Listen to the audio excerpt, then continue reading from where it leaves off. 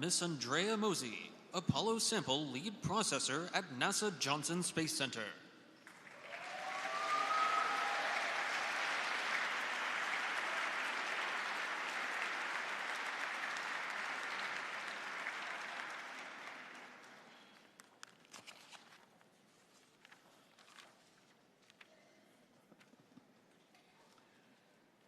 Good afternoon.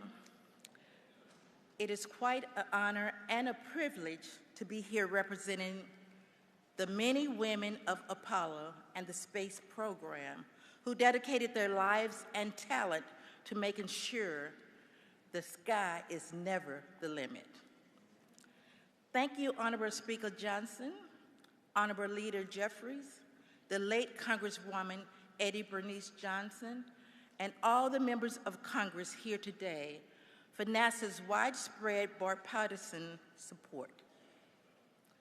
Thank you, Margot Lee Shirley, for raising awareness of all hidden figures across our NASA agency and STEM fields.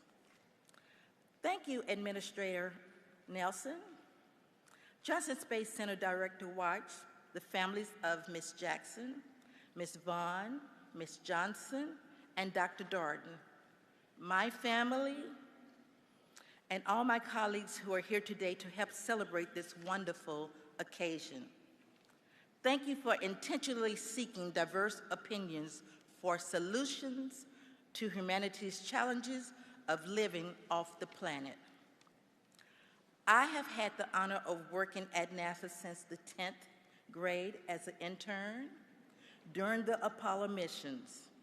And for over 49 years, I've worked in the lunar vault, helping to unlock the mysteries of how our planet and species form by analyzing the 842 pounds of rocks brought back from the Apollo missions. Over the years, we have worked with thousands of researchers around the globe, making thousands of discoveries about the formation of the moon, the sun, the earth, and the resources that exist off our planet.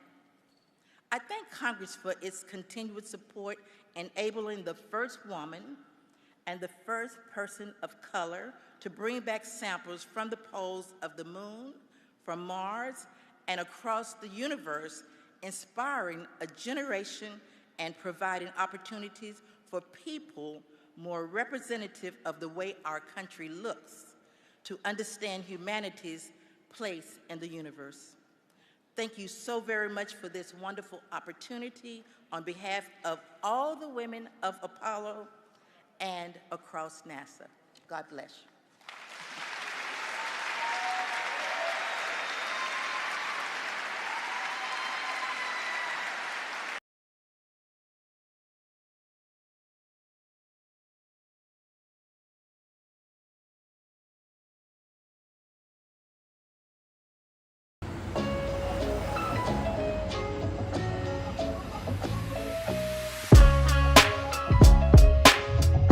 History is often seen as an outcome, and we see it often as a fixed endpoint to prescribed circumstances. And so when people think of NASA's history, it's usually that triumphal moment of the Apollo 11 mission and the moon landing that comes to mind. That's one small step for man. And for many people, that was the culminating moment of NASA's history.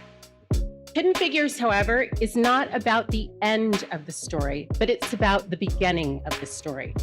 It's about how human computers, these female mathematicians, were doing the heavy lifting in aeronautical research and many other fields.